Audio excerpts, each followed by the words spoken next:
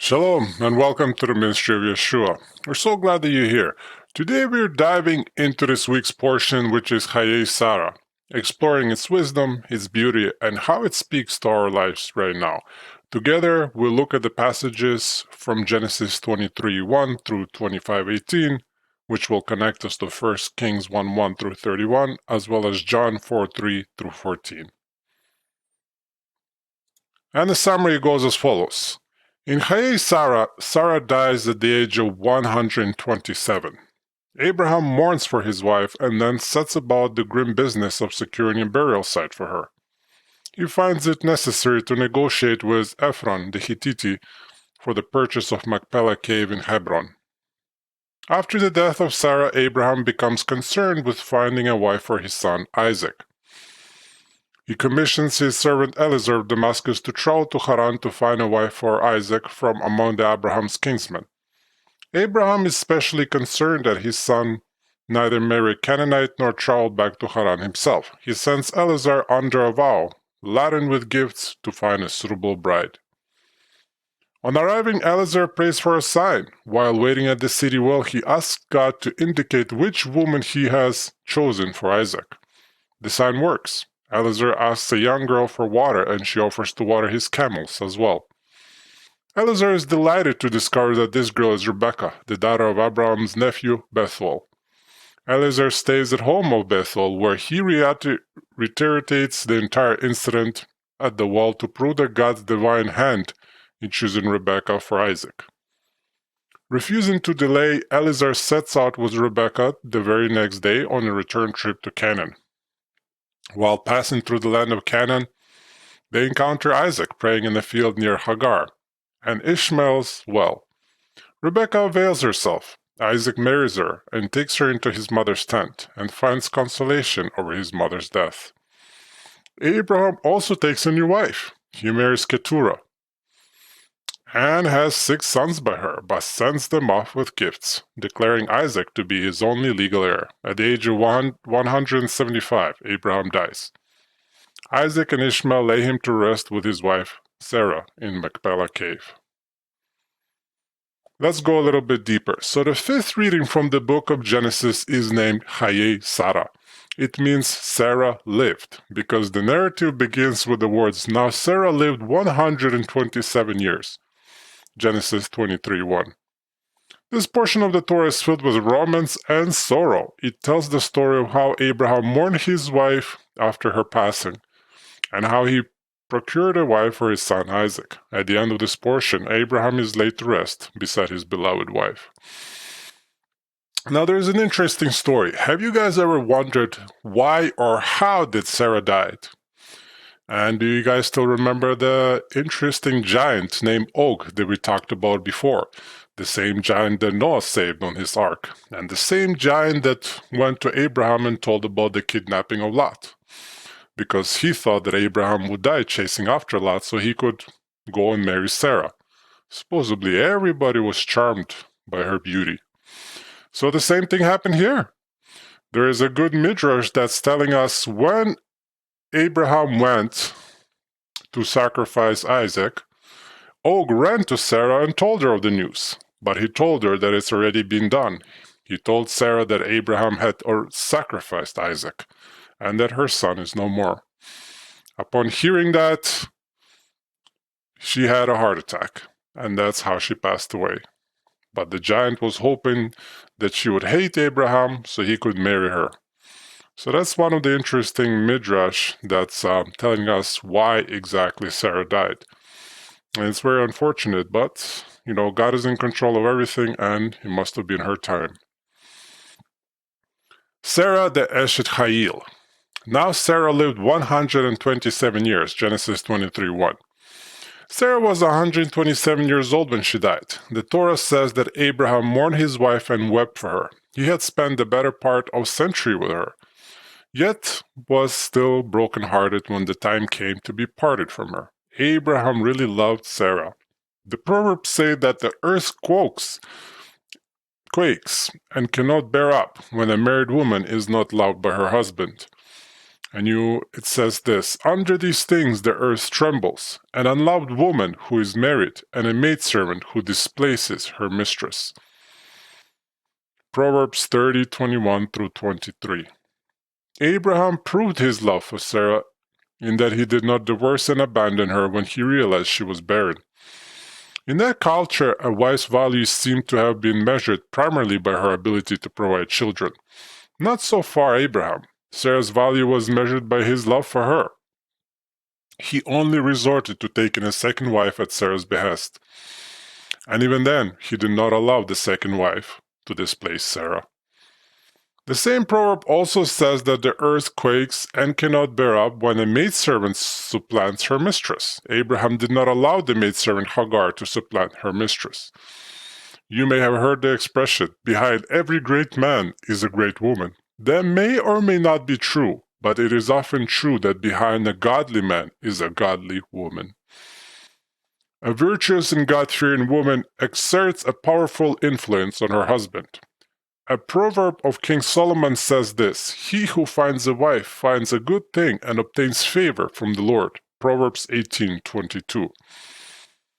The Proverbs also speak in praise of the virtuous wife, Eshet Chayil. In Jewish and Messianic Jewish tradition, husbands sing the words of the Proverbs 31:10-31, the virtuous wife passage, Eshet Chayil, to their wives at the Friday night Sabbath table.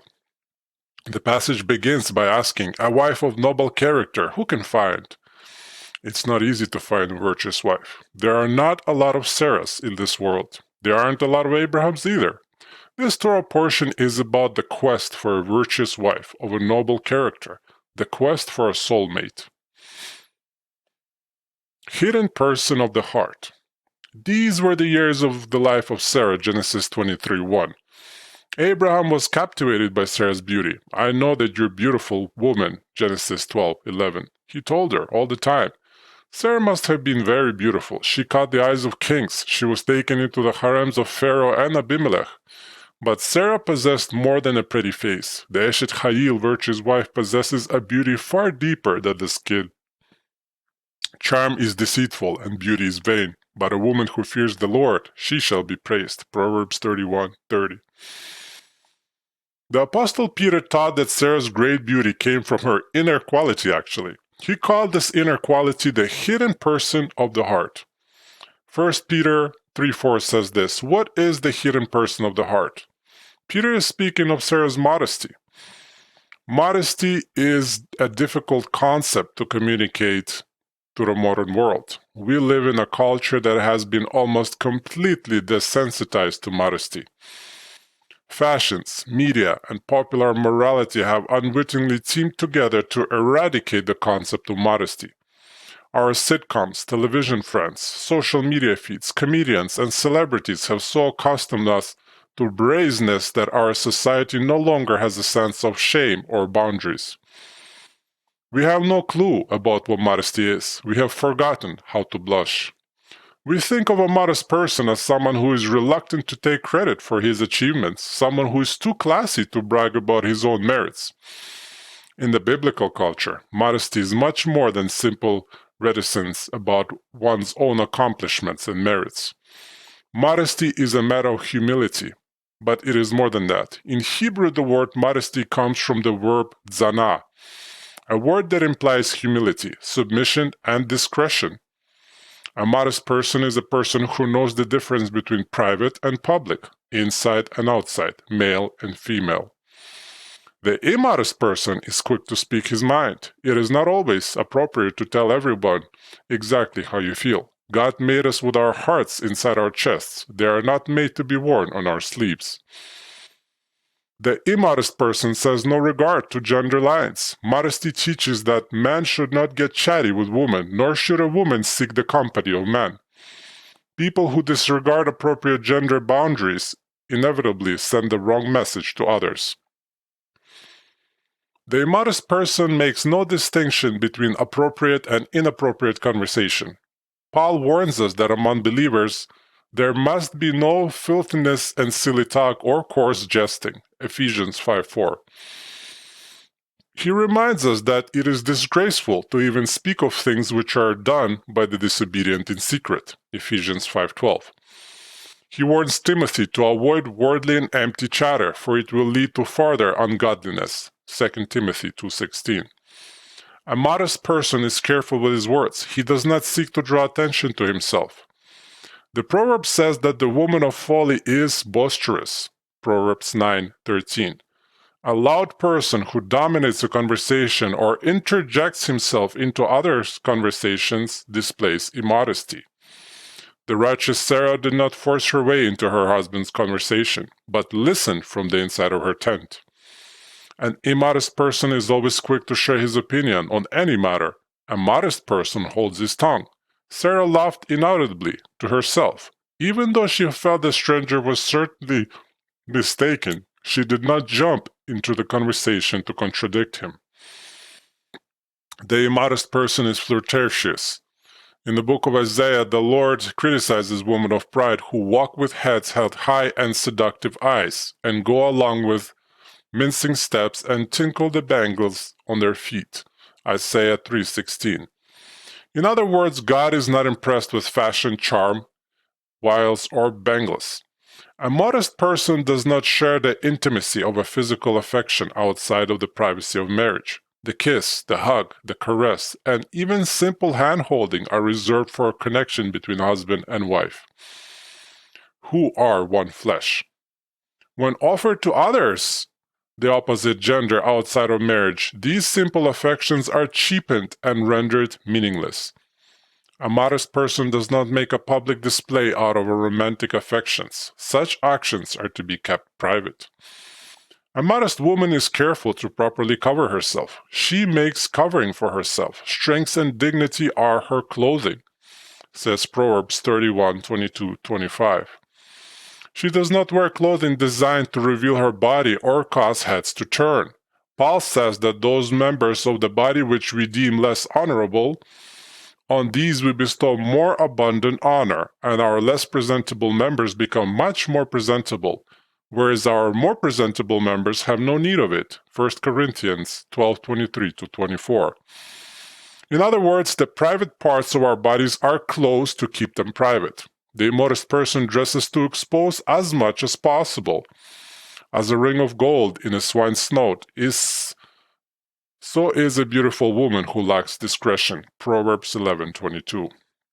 Now the apostles caution us against using physical adornments to attract attention.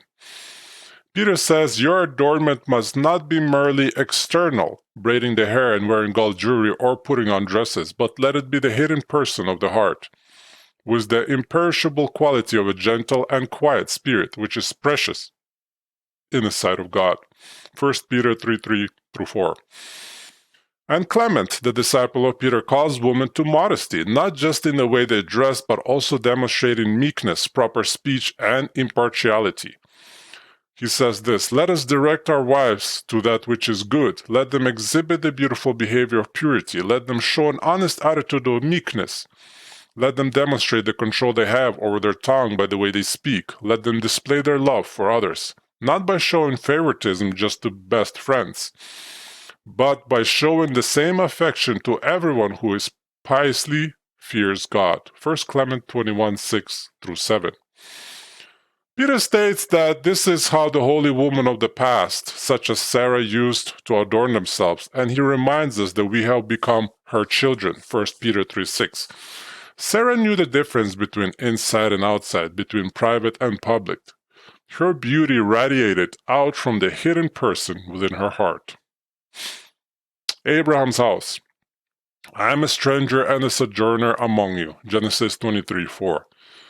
In the language of the ancient rabbis, a man's wife was also called his house. In the biblical Hebrew, the term house is used idiomatically to speak of a man's family, his home, his children, and his wife. Without a wife, a man has no children, no home, and no family. He does not have a household. He does not need a house.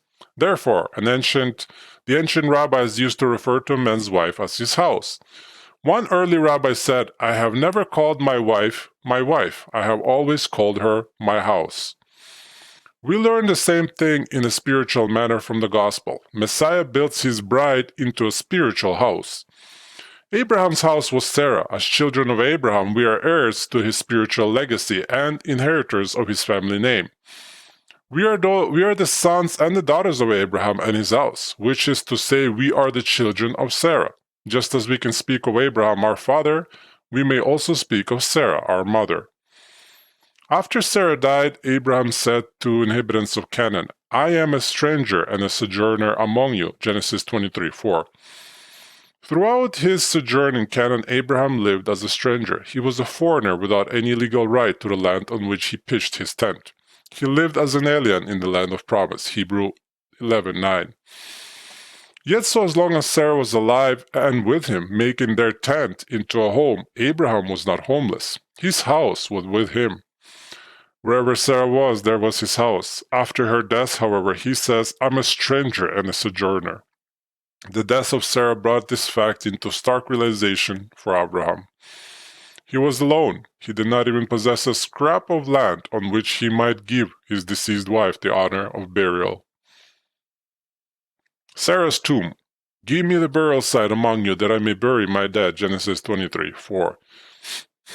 Sarah died while the nomadic Abraham was camped near Hebron. He did not have a place to bury her. In the land and culture of the time, burials were generally made in caves that served as family tombs. As a stranger in Canaan, Abraham did not have a family tomb. He had to purchase property from the Canaanites.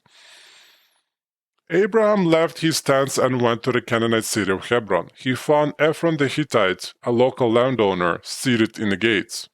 In the biblical culture, legal proceedings, court cases, and trials were heard and conducted in the city gates.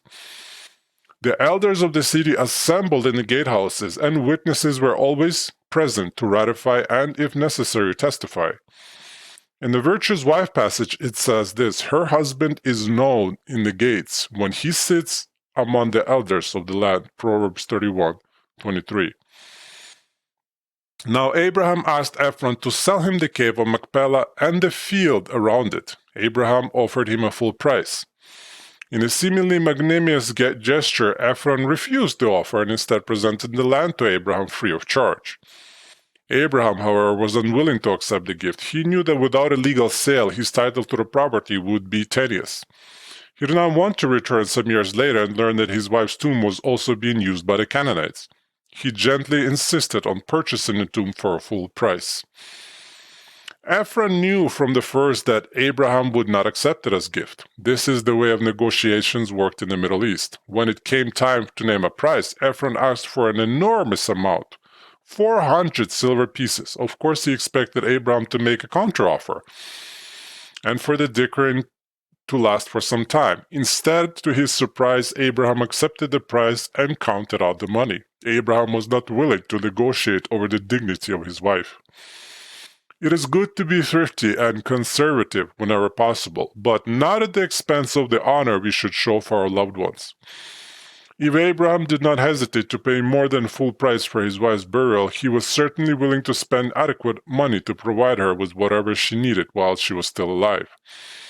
A husband should endeavor to provide his wife with all that she needs because she depends upon him. The deed for the tomb. So the field and the cave that is in it were deeded over to Abraham for a burial site by the sons of Heth. Genesis 23:20. Though Abraham knew his children would one day inherit the entire land of Canaan, he had no real property on it as yet.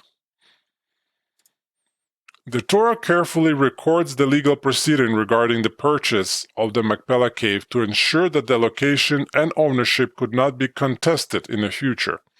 It is an important piece of real estate. Not only is Sarah buried in the tomb, Abraham, Isaac, and Jacob are also buried in that cave. And it's very interesting. There's actually a midrash that supposedly Adam and Eve were also buried underneath, like around that same spot. And the rabbis thought that the reason the Torah so deliberately records the details of the sale was as a safeguard for the future. They said this is one of the places regarding which the nations of the world cannot taunt Israel and say, you have stolen them. Amazingly, the location of Machpelah Cave is still preserved today. It was still venerated in the days of the Master. In those days, King Herod built a massive mausoleum over it. Herod's mausoleum is still standing. The tomb complex inside is sacred to both Jews and Muslims, but neither party is happy about the presence of the other. Hebron is held in the hands of the Palestinians. The Muslim world dismisses the Jewish claim and rejects the Jewish people's right to live in the Promised Land. Muslims consider the tomb as an Islamic holy site, and if they could, they would make it into an exclusive mosque, barring Jews and Christians. Thousands of years ago, the Torah foresaw that the nations of the world would contest the rights of the Jewish people to own the land of Israel and the tomb of Abraham and Sarah. This can be compared to a man who went to receive an inheritance willed to him by his deceased grandfather. His grandfather had left him an expensive antique clock, a collector's item worth a small fortune. An enemy of the family, however, was present, and he claimed, "The clock belongs to me. Your grandfather stole this very clock from my family long ago." What did the grandson do? He produced the original receipt of sale from the original clockmaster, who had sold it to his grandfather. So too the Torah preserves the original deed of sale for the Machpelah tomb.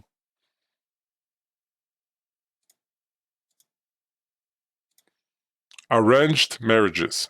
But you will go to my country and to my relatives, and take a wife for my son Isaac. Genesis 24:4.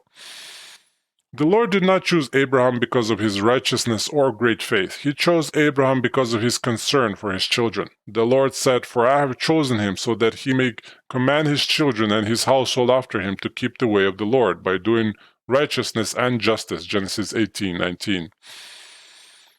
Abraham was not merely concerned that his children find health, wealth, and happiness. He wanted his children to walk with the Lord. Abraham's greatness was his concern for his children's spiritual future. Now, parents today invest large amounts of time and money in their children's education. They spend time, energy, and finances involving their children in academics, athletics, and all manner of activities, but they make comparatively little effort ensuring that the children will grow up equipped to be a godly man and woman.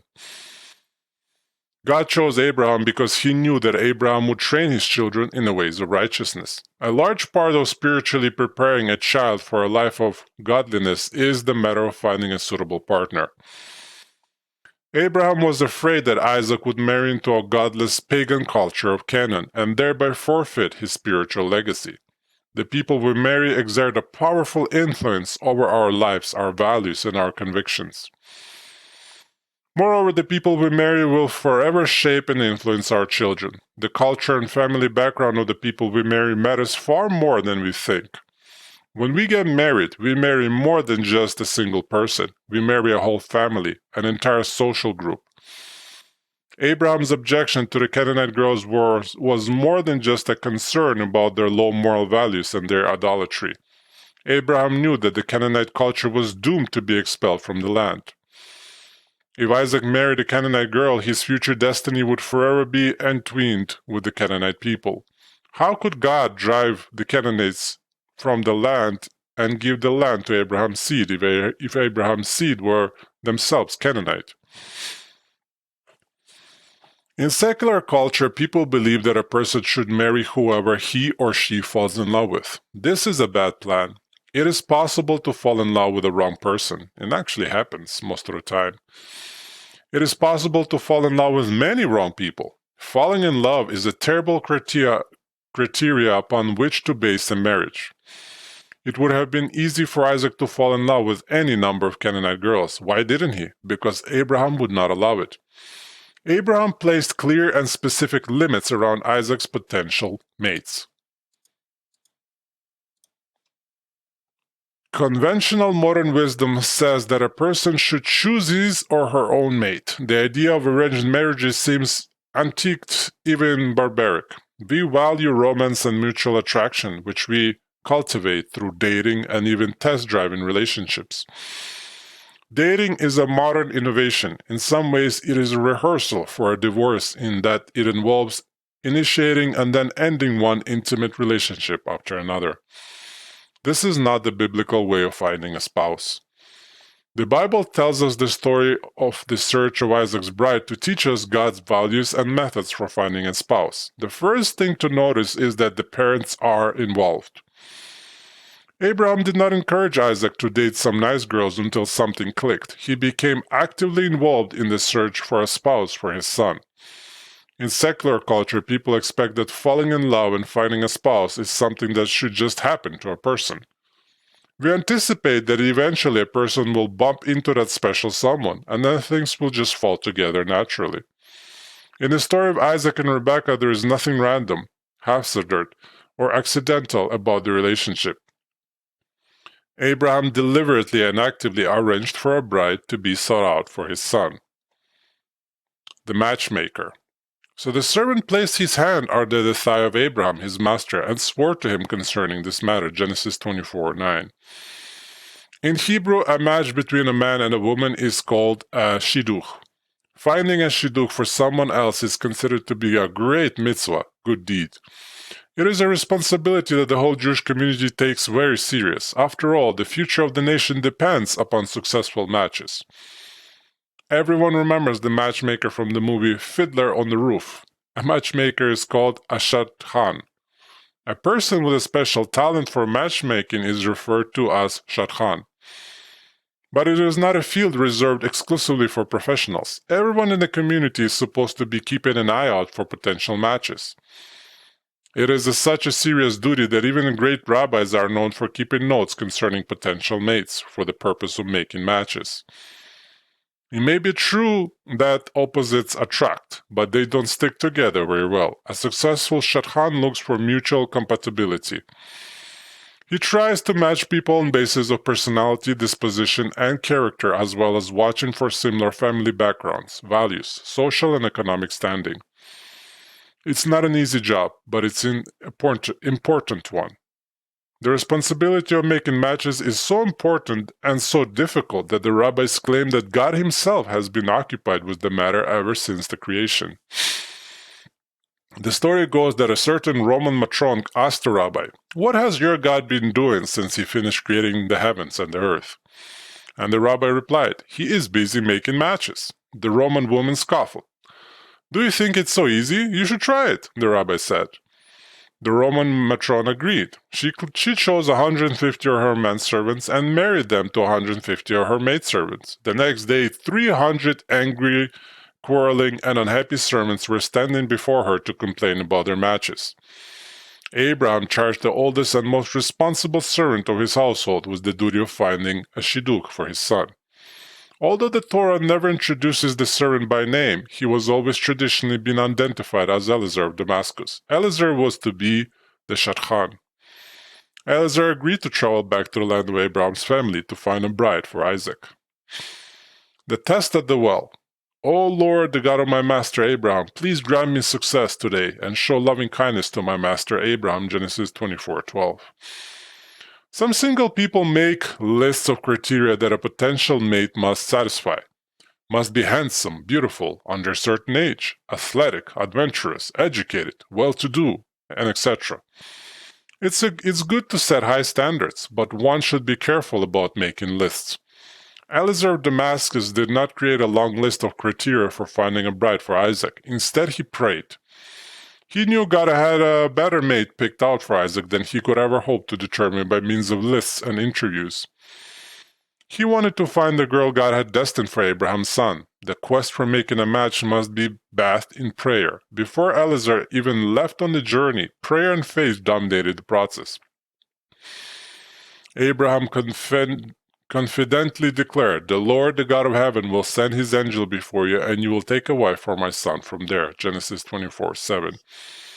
Eliezer went out in faith and full confidence of God's help. Eliezer devised the test whereby he could be certain that he had found the destined bride for Isaac. As the women were coming out to the well to draw water for the evening, he prayed, "Now may it be that the girl whom I say, 'Please let down your jar so that I may drink,' and who answers, 'Drink, and I will water your camels also,' may she be the one whom you have appointed for your servant Isaac. And by this I will know that you have shown loving kindness to my master." Genesis 24:14. The test was foolproof. Not only would it eliminate an impudent and unkind girl, but it would surely indicate God's divine choice as well. No ill-mannered or haughty-spirited girl would offer to water 10 thirsty camels. In fact, even a kind and gracious girl would be reluctant to make such an offer. Watering 10 thirsty camels could require as much as 100 to 150 gallons of water. Before Eliezer had even finished praying, he saw Rebekah approaching him with a jar on her shoulder. He said, "Please, let me drink." She immediately lowered her jar from her shoulder and said, "Drink, and I will water your camels also." Genesis 24:45-46. For Rebekah to be in that place at that time, God had to have orchestrated the event before hearing Eliezer's prayer. He had not even concluded his prayer before he saw her approaching. Sometimes our prayers are answered before we pray them. And we can learn this from Isaiah 65:24, which says this, "It will also come to pass that before they call, I will answer, and while they are still speaking, I will hear."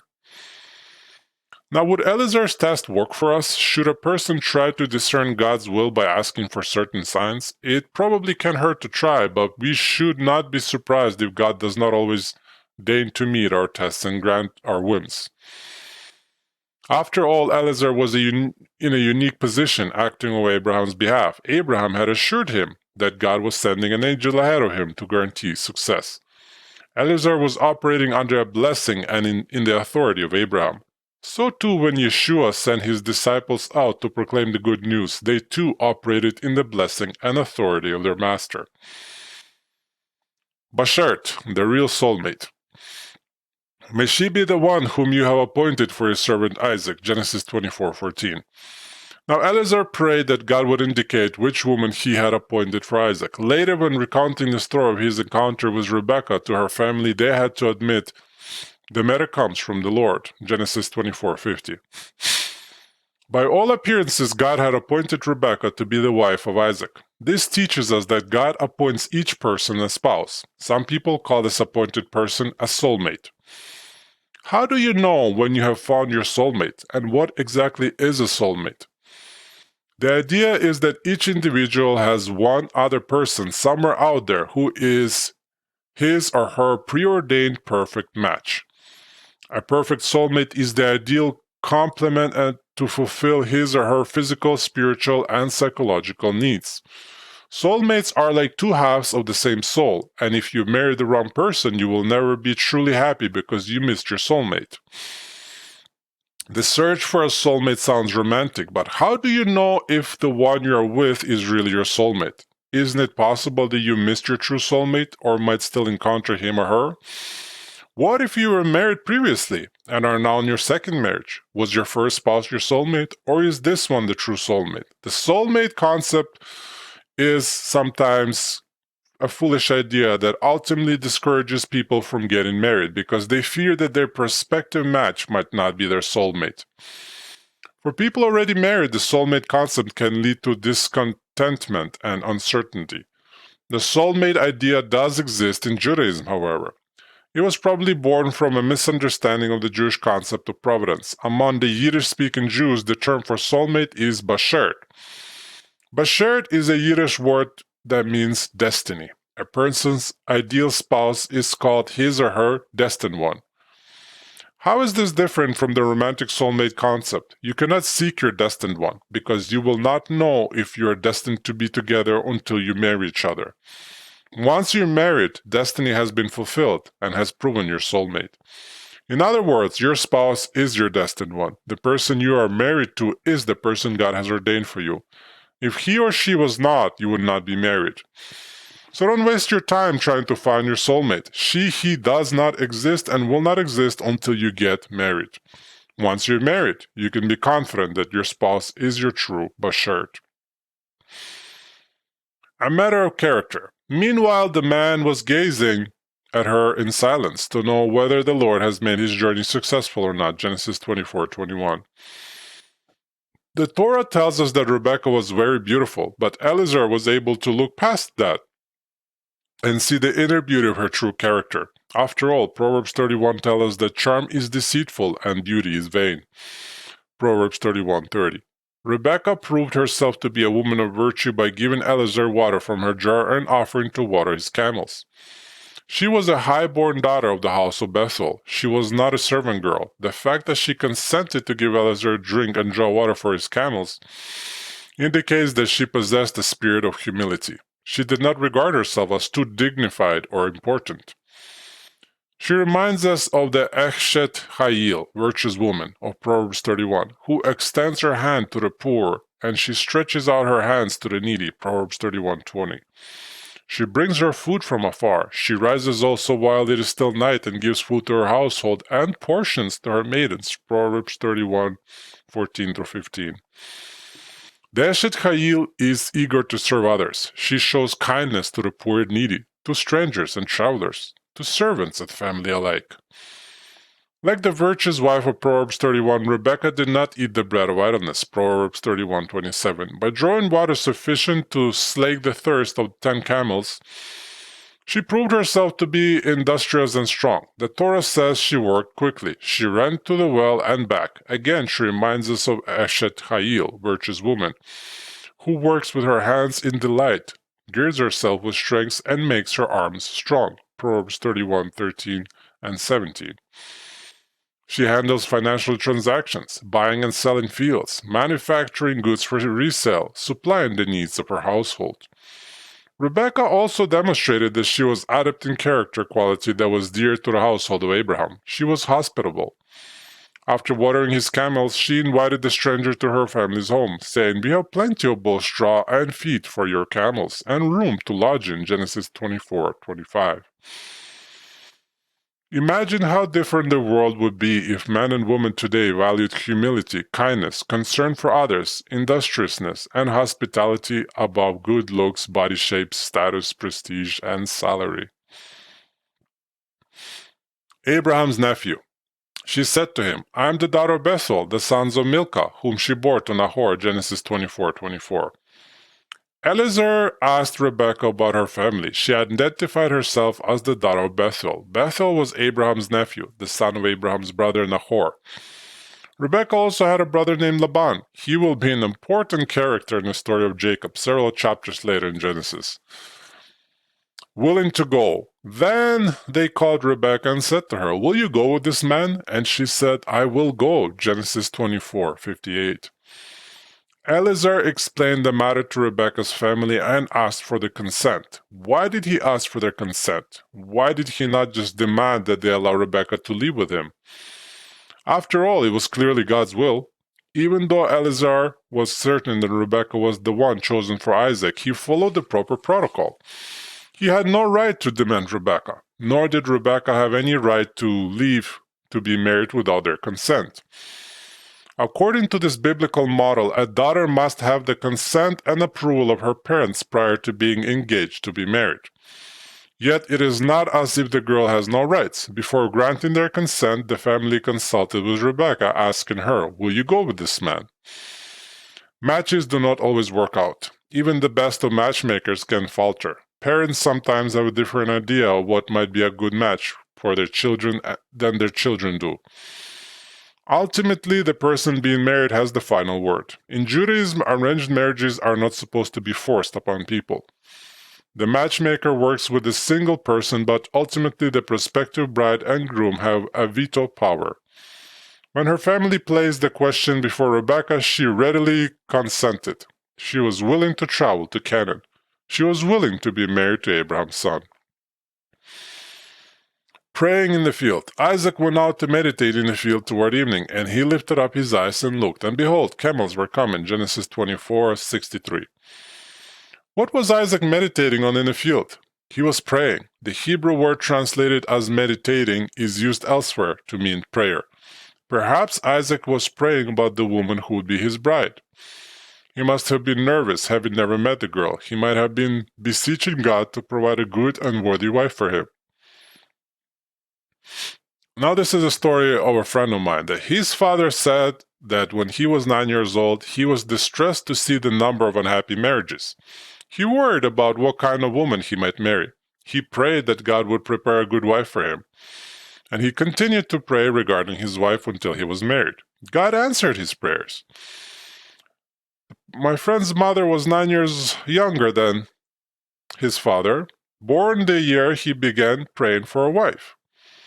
She proved to be a true Eshet Chayil, virtuous wife for him, the rare Proverbs 31 woman. She brought him good and not evil all the days of her life. Proverbs 31:12. Now under the veil. Then she took her veil and covered herself. Genesis 24:65. Rebekah saw Isaac coming to meet them. When she realized that the man in the field was her fiancé, she covered herself with a veil. Why did she cover herself? We learn later in the Torah that it was the tradition of those days for a woman to veil herself in the presence of her fiancé just prior to their marriage. The Torah has already told us that Rebekah was beautiful, but she would not use her beauty as an allure to captivate Isaac. She covered herself so he might marry her for herself, not for her beauty. For his part, Isaac had no idea how his bride-to-be was attractive or homely. Their marriage was not to be based upon externals. Only after the marriage was it his privilege to unveil her and discover her beauty. Some Jewish weddings still preserve the tradition of the bride wearing a full veil on the wedding day. Sarah's tent. Then Isaac brought her into his mother Sarah's tent, and he took Rebekah, and she became his wife, and he loved her. Thus Isaac was comforted after his mother's death. Genesis 24:67. Isaac took his bride into his mother's tent. All this time, Sarah's tent had been empty and forlorn, symbolizing the absence of the Eshet Chayil, virtuous wife. The Torah portion began the story of Rebekah by telling us of the death of Sarah. Since his mother's death, Isaac had been in mourning. He keenly felt her absence. Isaac taking his bride into Sarah's tent symbolizes Rebekah stepping into Sarah's role as matriarch over the house of Abraham. In the language of the rabbis, Rebekah became the house of Isaac.